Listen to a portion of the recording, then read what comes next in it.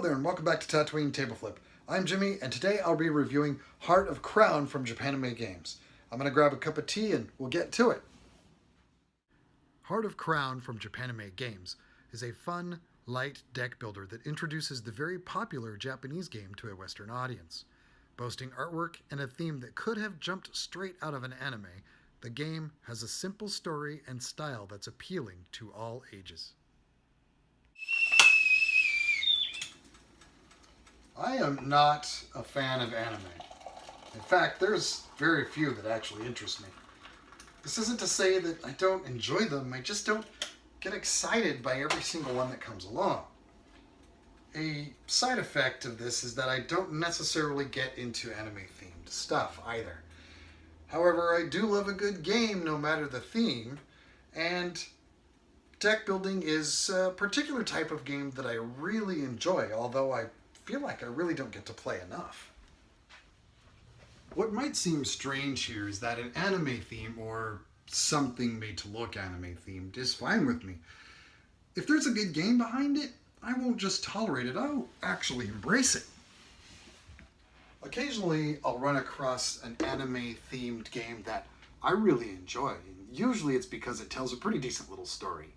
This is Heart of Crown, a deck building game for you and up to 3 of your friends that sports a story and artwork that could have leapt straight out of your favorite anime. Here's how it works. In an unnamed fantasy land, King Halard has died without naming any successors. You and your friends play dignitaries aiming to back one of the 6 princesses in a bid for the throne. Once you decide who you're going to back, you then attempt to gain 20 succession points so that you can call for a coronation and win the game. Now, while this plays like a typical deck builder for the most part, there is one mechanic that really makes this game stand out. Usually in deck builders such as Ascension or Legendary, you generally play all of the cards in your hand, reaping the benefits, the rewards of each card. In Heart of Crown, however, you instead play cards that have these little arrows alongside or below the text box. If you play a card with an arrow, then you can play another card, forming a chain.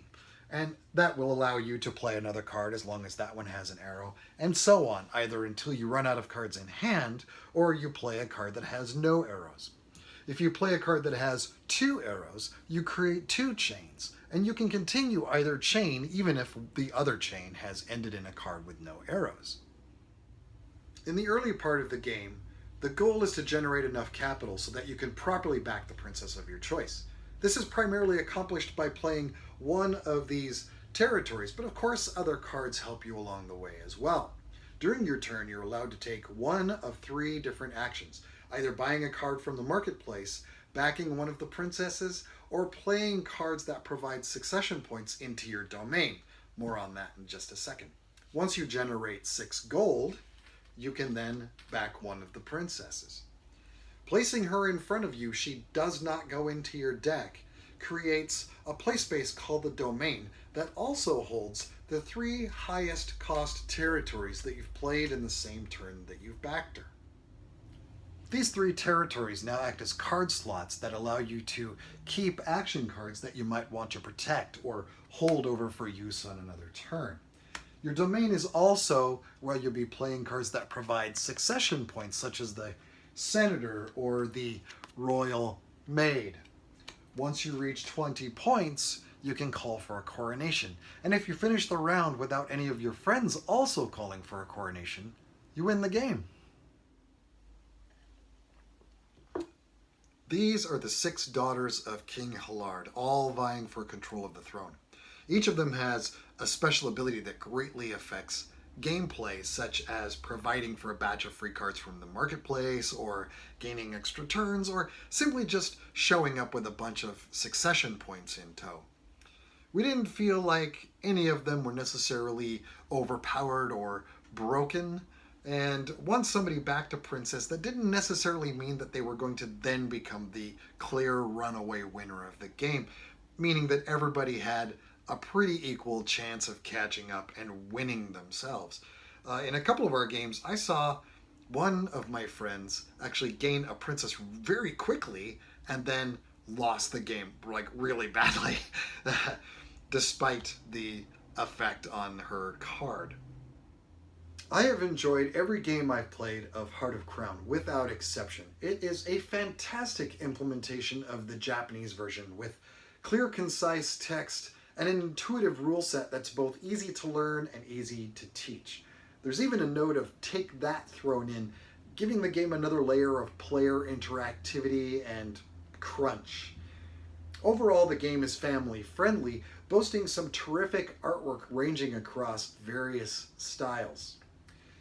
A very strong theme, loads of play options, and just an absolute joy to play means that this game has more than earned its spot on my game shelf. That's going to do it for this show. Hey, if you guys want to contact us, you can find us online at boardgamerblues.com or at Facebook and Twitter at BoardGamerBlues, or you can email me directly. It's jimmie@boardgamerblues.com. Keep the comments coming. We've had a lot of really good ones and a lot of suggestions and some pretty decent constructive criticism as well.